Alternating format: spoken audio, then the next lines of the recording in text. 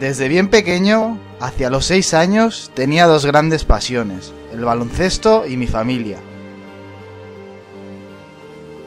Los años pasan, uno va creciendo y forjando a su persona. Yo me desvivo por mis amistades y sobre todo por mi hobby, el baloncesto. Poco a poco voy abandonando inconscientemente a todos los que realmente me quieren, no me doy ni cuenta.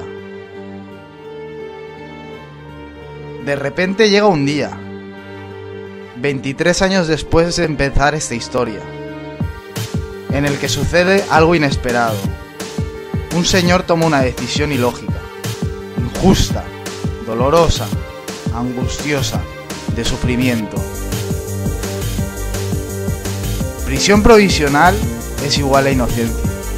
Justicia es igual a injusticia. ¿Cuántos de todos aquellos están? Aquellas amistades, aquellos que se acercaban por puro interés, ¿dónde están?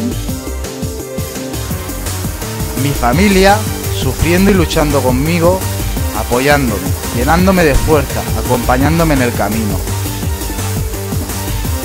¿Y los demás? Todos por los que me desvivía, se dedican a alimentar un rumor y a darte la espalda, hipócritas. Pero gracias a vosotros y a esta lección de vida, he vuelto a descubrir lo más grande que te acompaña en la vida, la familia. Como me dijo mi padre desde el hospital, esto nos hará mucho más fuertes, Miguel. Toda una lección de vida que marcará el inicio de un nuevo camino, lleno de oportunidades y cosas maravillosas, estoy seguro. Con la cabeza bien alta, sin bajar los brazos, no pienso rendirme nunca. Porque la vida puede ser maravillosa, todos los días sale el sol, chipirón.